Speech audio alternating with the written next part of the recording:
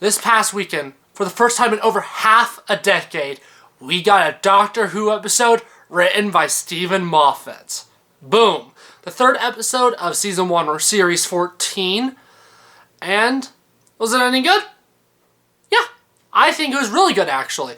I think really the main thing that matters in regards to whether you're going to like this episode or hate it is if you like Moffat's slower, character-driven episodes. If you like an episode like Heaven Bent or episodes like Midnight, you'll probably like this episode quite a lot as well, as I consider it kind of to be in that same vein of, while it's not as action-heavy of an episode, and it's definitely more focused on the drama between the characters and the lines, this episode's really good at that.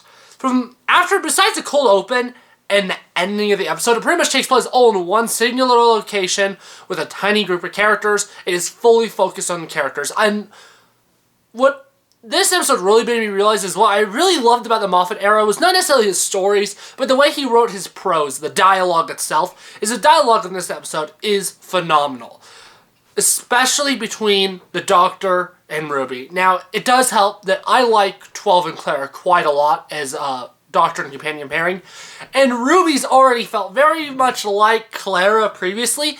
Now that we have Moffat in the writing seat, it definitely she feels like Clara even more. And I think that's a good thing, not a bad thing. I especially think of the interaction when the Doctor is trying to, get his leg on the ground, and he wants Ruby to toss the flesh tube instead of handing it to him. That whole interaction really felt like it could have come directly out of Series 8 or 9 with Peter Capaldi. That's how the Doctor's written, that's how Clara's written, and I really like that. I like that way of writing that dynamic. I like that very fun dynamic that they've obviously had in the previous episodes, but I do like that little bit more stern. The Doctor is in charge, and Ruby doesn't really care kind of dynamic of they're definitely best friends traveling through space and they care about each other. That's what's happening there. And I really, really like that.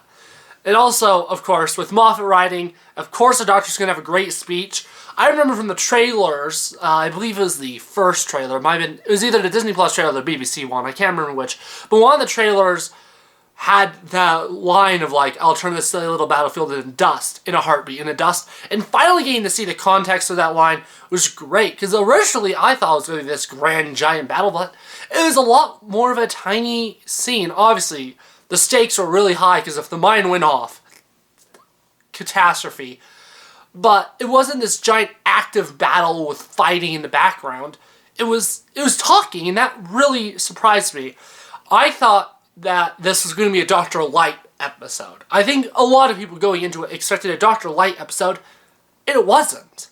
The Doctor may have been in one place the whole time, but so was everyone else. And I think that was great. And of course the side characters here were also, especially Mundy, were really good. They're really enjoyable to watch, and I'm very excited to see what's going to happen with Mundy, because her actress has been cast as a companion for the next season. So is it going to be the same character? Or is it going to be kind of like what happened with Martha and Amy, where the actress appears before they were cast as a companion to the Doctor and they're completely separate? And I guess we won't find that out for maybe over a year. Hopefully we'll find out sooner, but we don't really know yet. And that's the great thing about mysteries. And I think the last thing I want to say with the episode itself, positive-wise, is Susan Twist was phenomenal. This is the first time that the Doctor actually got to see Susan Twist directly face-to-face, which means hopefully next time Susan Twist appears as an actress in an episode, the Doctor's going to recognize it and comment on it. Because what Russell said about there being actor shortage, and that's why they keep using her, is obviously not true. So that obviously, I think this episode's really good, but that isn't to say it is perfect. Again, this is a very specific type of episode. I know my dad, for instance, he didn't really like this one. He doesn't care about the slower character drama ones. For instance, he didn't like Heaven Sent. I love Heaven Sent, so of course I'd like an episode very similar to it. So people that don't like those kind of episodes, obviously are going to find this episode extremely boring. This is a very small-scale, dialogue-centric episode. And not everybody's into that. This is also a completely different tone from the first two, so the people that maybe were new to Doctor Who that were not expecting an episode like this probably were immediately turned off. And of course, the endings. It's something that Doctor Who always has had an issue with, is endings. And I think that this episode's really, really strong up until the very end, where I just think the ending's kind of basic. I think the setup is so interesting. Doctor not be able to move, not be able to run. All he can do is talk, just like Midnight, which is already an amazing setup. But it just feels like such a by-the-books ending. And just in general, people have complained about Moffat's tropes all appearing in this episode, and they certainly do. And I think giving Ruby more to do would have benefited this episode a lot.